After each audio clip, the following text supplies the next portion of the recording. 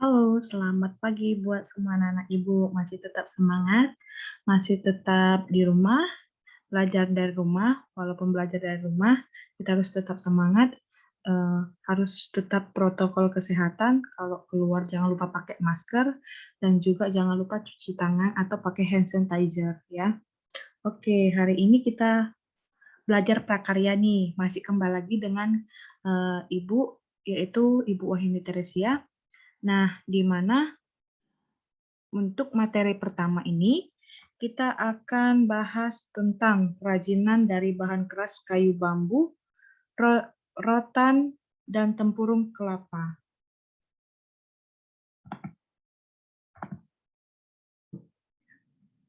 Nah, adapun indikator atau tujuan dari materi pengolahan dari bahan keras atau dari kayu, dan juga tadi ada rotan, yaitu di mana yang pertama siswa mampu melakukan teknik pengolahan produk dan prosedur pembuatan serta kemasan untuk kerajinan dari bahan keras berdasarkan karakter yang dapat dikembangkan. Yang kedua, siswa mampu merancang, membuat, menguji, dan mengkomunikasikan produk kerajinan bahan keras pada daerah setempat berdasarkan teknik dan prosedur yang tepat, berdasarkan original, ide, dan cita rasa estetis diri sendiri dengan disiplin dan tanggung jawab. Nah, jadi berarti original berarti memang buatan diri sendiri gitu ya, bukan cetakan ataupun bukan dari ide orang lain. Jadi idenya ide sendiri ya, bukan copy paste ya. Biasanya kita kan copy paste gitu ya. Nah, ini kalau ini ide sendiri ya, original. Oke.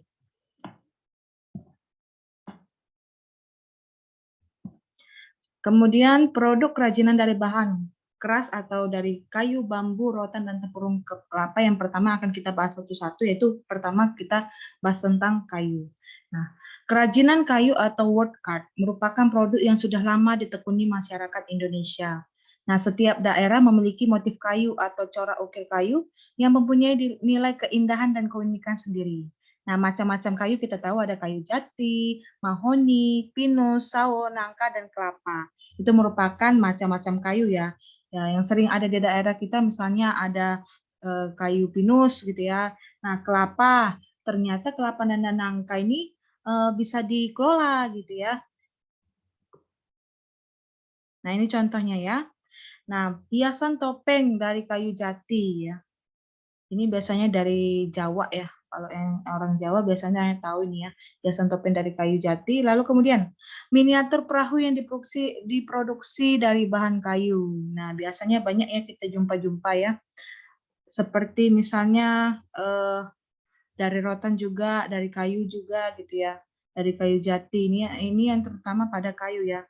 Biasanya topeng, kemudian perahu gitu ya.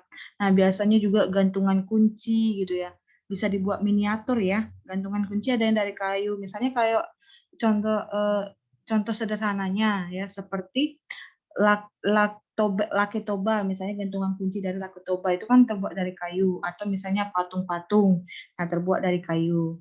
Nah, kemudian ranting kayu. Ranting kayu merupakan bagian pohon kayu yang bercabang dari ukuran kecil hingga besar.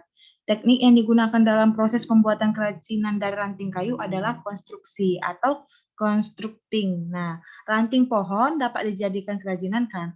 Kayak seperti atau contoh dalam kehidupan nyata seperti bingkai foto ya. Bingkai foto ada yang masih ada kayu, tepak pensil, atau misalnya cermin kita ya, cermin di rumah misalnya masih, Bu, cermin saya masih dari kayu, ya, itu masih bisa meja belajar pada umumnya ya. Misalnya masih ada yang pakai kayu, tapi bukan eh, kayu yang bukan yang mudah rapuh gitu ya. Harus kayu-kayu yang kayak seperti kayu jati. Tempat meja makan biasanya kayu jati ya. Atau tempat lemari baju gitu ya. Dan lain sebagainya ya. Itu dari kayu ya. Kalau ranting nggak mungkin juga jadi lemari gitu ya. Oke, kemudian ini contoh bingkai ini yang dibilang tadi. Cermin dari ranting kayu. Nah, dari ranting kayu nih ya. Ini cermin ya. Kalau ini cermin datar ya, termasuk cermin datar. Karena kalau kita, kenapa pakai cermin datar? Karena kalau kita misalnya ingin berkaca, benda, objek benda itu sama seperti yang ada pada benda, bukan seperti kayak cembung, cekung, enggak gitu ya. Nah, lalu kemudian contoh rating yang berhasil dimanfaatkan menjadi meja dan kursi, ini yang Ibu bilang tadi. Nah, jadi ranting itu ada juga dari meja, kursi gitu ya. Lanjut, yang ketiga ada bambu. Nah, biasanya bambu nih yang paling banyak ya.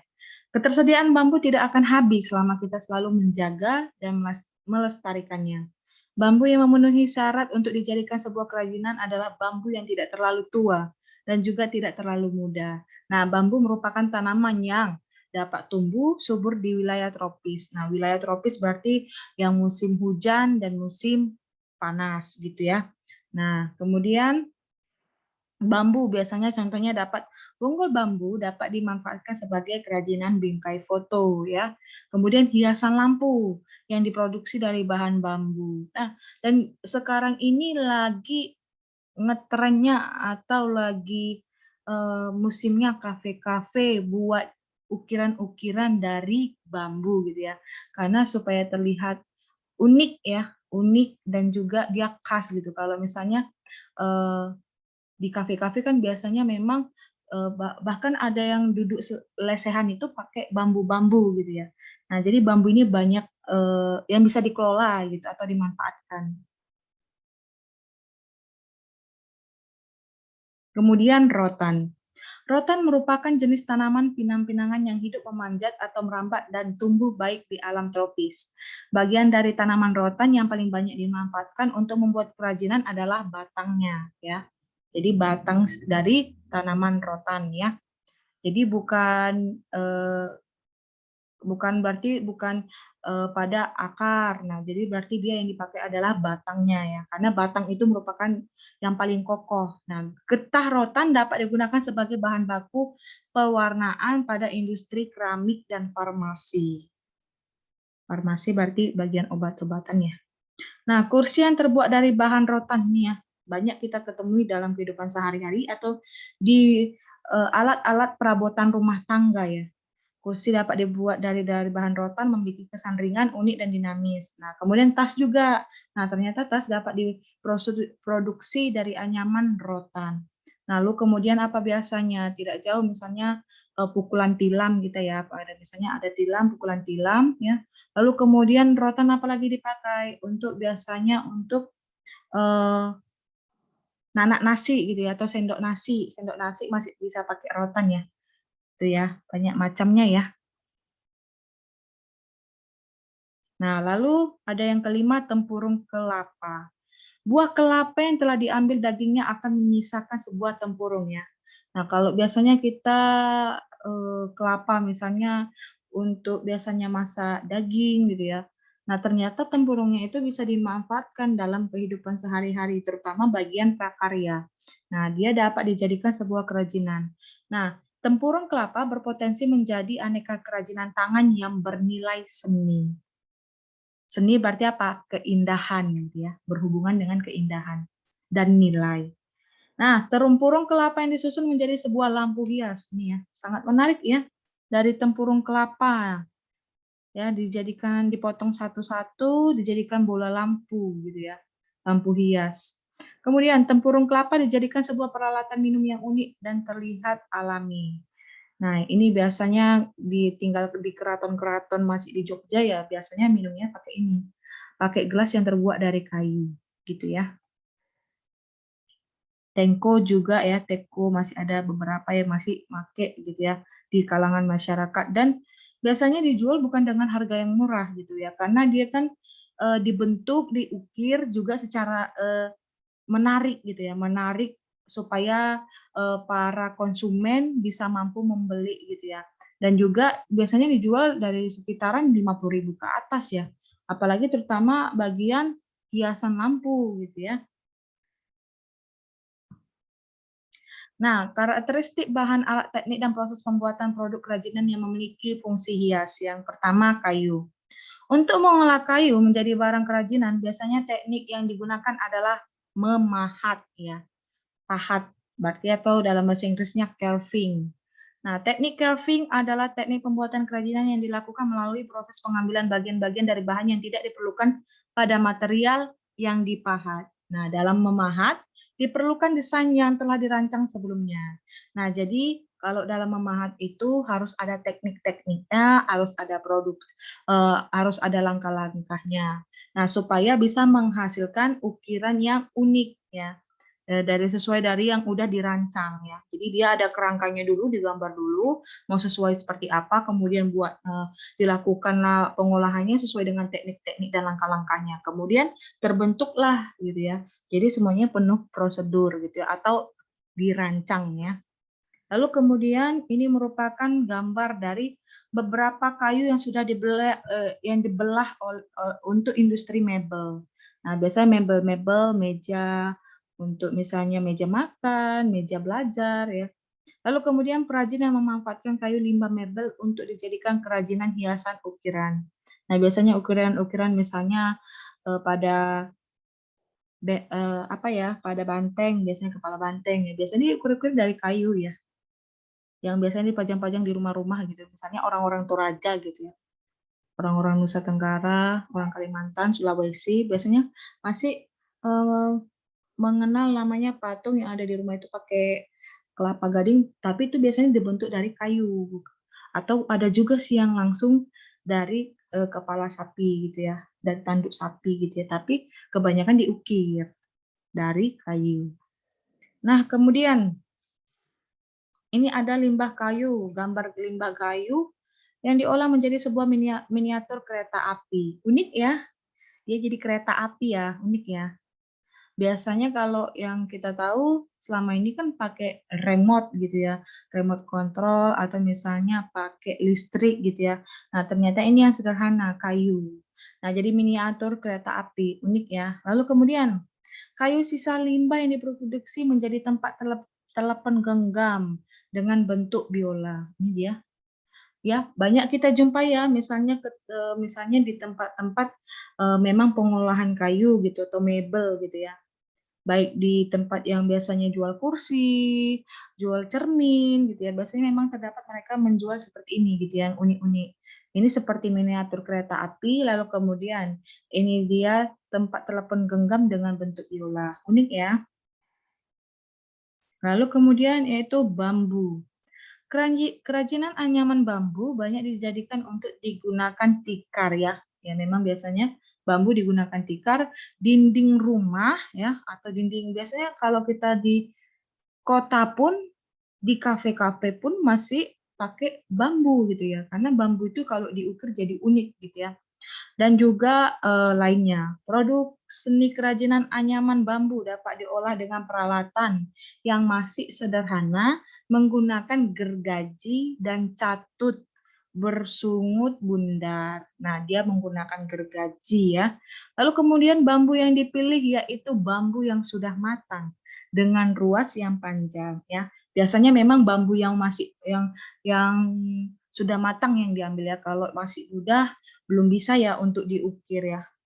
Nah, kalau yang udah matang atau udah tua biasanya kan dia masih bersifat keras tapi udah bisa dibentuk gitu ya. Udah bisa dibentuk dan diukir gitu ya. Ini merupakan gambar, kita bisa lihat pada yang Ibu tunjuk. Yang pertama itu ada perajin yang sedang membelah bambu menjadi bilahan-bilahan yang lebih kecil dan menghaluskannya. Lalu gambar yang kedua, perajin yang sedang menganyam kerajinan berbahan dasar bambu ya. Yang dasar bambu yang pertama dia yaitu bilah-bilah gitu ya, dipotong-potong maksudnya, lebih kecil dan menghaluskannya, dan yang terakhir dia yaitu menganyam. Menganyam kerajinan berbahan dasar bambu. Lalu yang ketiga, rotan. Tahapan pengolahan rotan dimulai dengan penggorengan, penggosokan atau pencucian, pengeringan, pengupasan atau pemelesan atau pemutihan, pengasapan, pelurusan atau pemekokan dan pengawetan. Dalam membuat struktur kerajinan rotan, teknik yang dilakukan adalah melengkungkan rotan dengan batuan panas. Ini ya contohnya ya. Yang pertama ada gambar rotan yang sudah diolah dan siap untuk digunakan menjadi bahan baku sebuah kerajinan. Dan yang kedua ini ada seorang yang melakukan proses penganyaman rotan ya, pada rotan untuk membuat sebuah kursi. Nah, jadi dia sebelumnya dia ini dilakukan apa? Yang paling dilakukan tahapannya itu apa? Penggorengan dulu atau penggorengan, baru penggosokan, pencucian ini ya. Lalu kemudian pengeringan. Ini dia merupakan pengeringannya. Cahaya matahari, kemudian pengupasan dan pemolesan, dan kemudian yang terakhir adalah pembengkokan atau pengawetan. Nah, ini setelah ini kan yaitu dianyam gitu ya. Dianyam jadi sebuah kursi ya. Nah, lalu kemudian tempurung kelapa. Nah, tempurung kelapa ini pengolahan kerajinannya dimulai dengan buah kelapa yang dikupas terlebih dahulu, dikupas dulu, lalu kemudian dipisahkan antara sabut kelapa dan tempurungnya. Kemudian pengolahan tersebut dapat dilakukan dengan cara manual, yaitu menggunakan parang. Nah, biasanya kalau orang pun buka kelapa pakai parang. Nah, ya. Lalu kemudian untuk lebih memudahkan dalam pengerjaannya, gunakan kaca untuk membersihkannya. Ya, gunakan kaca untuk membersihkannya agar lebih mudah ya. Nah, ini contohnya pada gambar pertama. Tempurung kelapa yang sudah tidak dipakai lagi. Nah, biasanya ini kita ketemu sama banyak ya di pasar-pasar atau di toko sayur gitu ya. Atau kalau orang Batak atau orang Sumatera bilang orangnya yaitu pajak ya. Di pajak banyak nih yang jualan sayur gitu ya. Tempurung kelapa yang sudah tidak dipakai dapat dijadikan bahan dasar kerajinan yang fungsional sekaligus estetik. Nah, biasanya tempurung kelapa ini juga banyak digunakan seperti tempat asbak rokok gitu ya. Tempat asbak rokok banyak digunakan karena memang unik gitu, diukir jadi bentuk bulat atau bisa menjadi bentuk seperti siput ya. Jadi akhirnya dia bisa jadi tempat rokok dan ataupun tempat lainnya gitu ya, tempat sisir gitu ya. Biasanya digunakan gitu. Jadi bisa tempat sisir juga dibentuk gitu, lonjong, dibulatin, nah jadi tempat sisir ataupun tempat-tempat pensil atau tempat-tempat pena, biasanya bisa diukir. Nah, kerajinan, pengemasan produk kerajinan dari bahan keras, kayu, bambu, rotan, dan tempurung kelapa. Kerajinan yang berukuran relatif besar, sebagian besar tidak dikemas.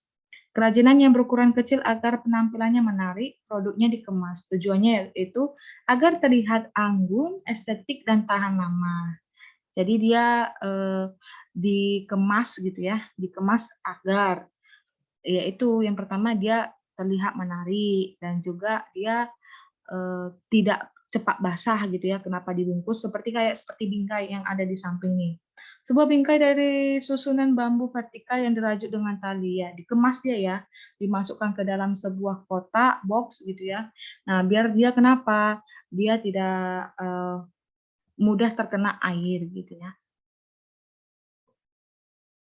Oke, mungkin itu saja. Nah, kita akan melihat sebuah video. Kita akan lihat sebuah video pada YouTube.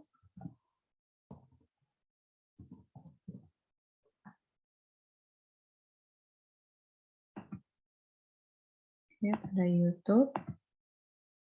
Yaitu pengolahan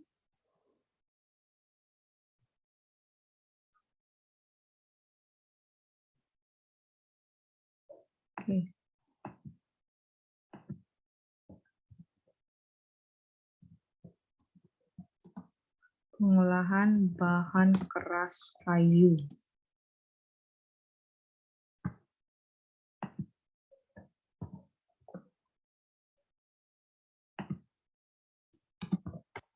Oke, kita lihat ya, kita tonton sebentar ya. Yang ini saja.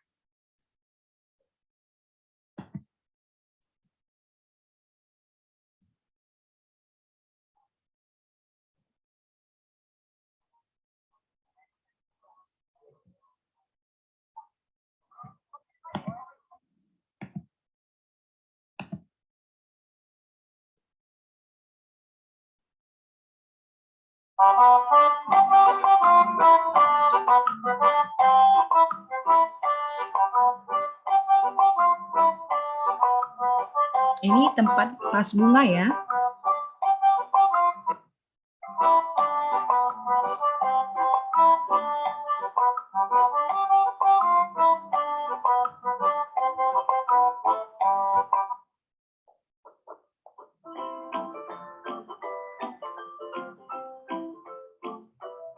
Dia terbuat dari tusuk ya, tusuk kayu ya.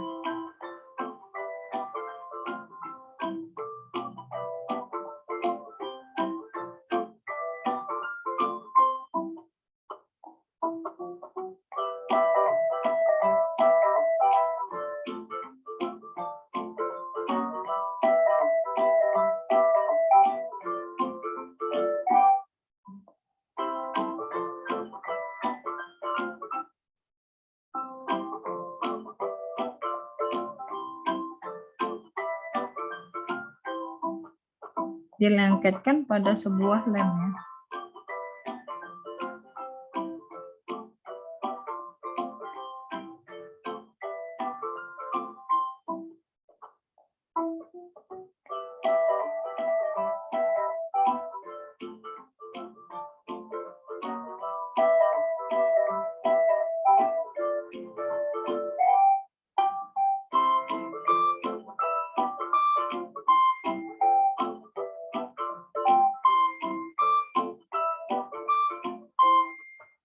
Nah, dilengketkan sampai habis ya.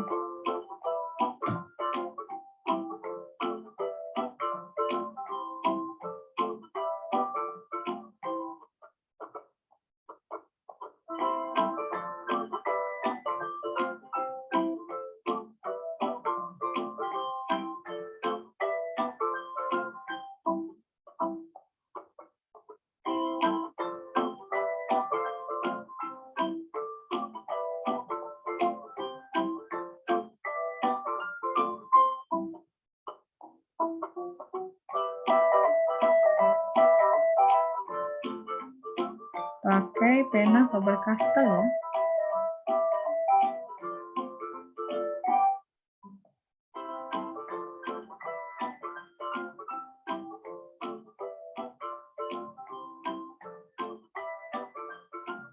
Dua 20 cm.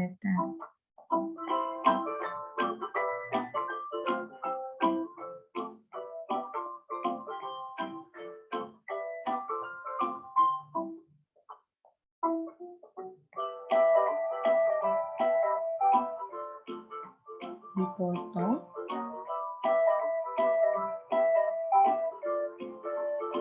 supaya berbentuk dia seperti tangga ya, dari bawah ke atas.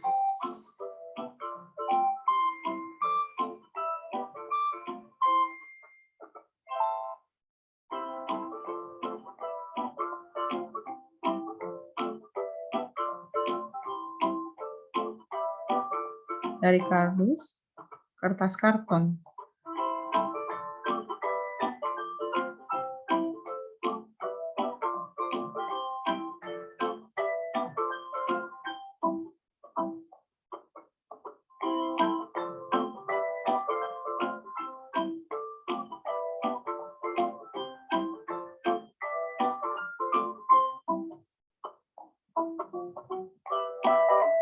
Pakai lem tembak itu ya, anak-anak ibu.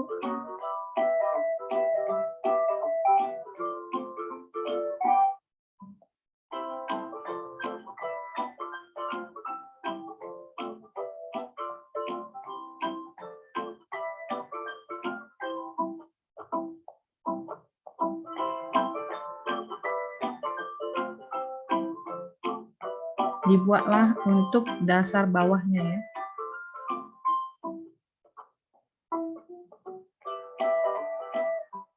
Pakai lem tembak lagi.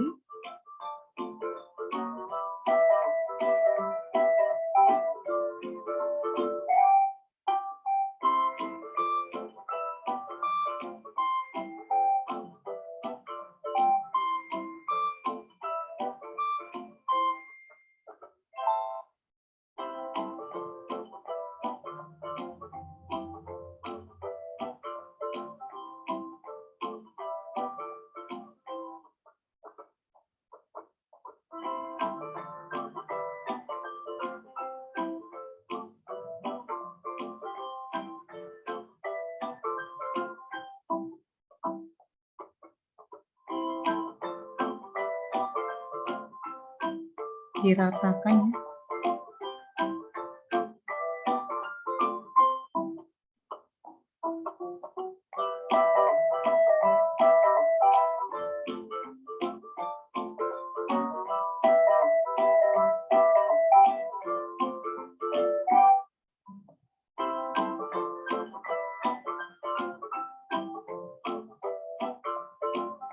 Dimasukkan perhiasan ya, perhiasan gelang ataupun itu tali pinggang ya. Jadi tali pinggang, gelang.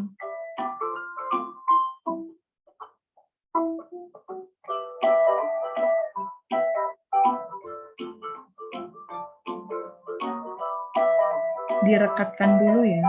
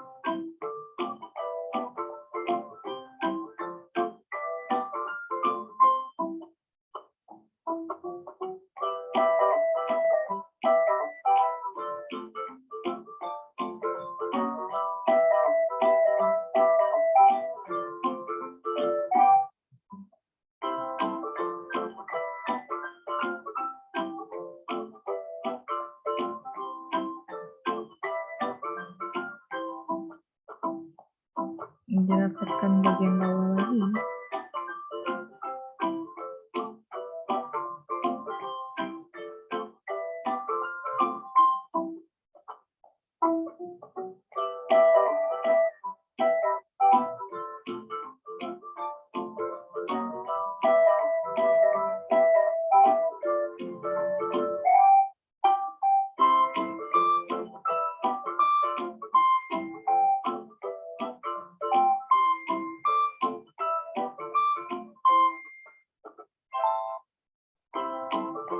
Diberikan pinggir-pinggirnya lagi ya supaya lebih menarik gitu ya. Lebih terlihat kristal-kristal gitu ya, seperti emas.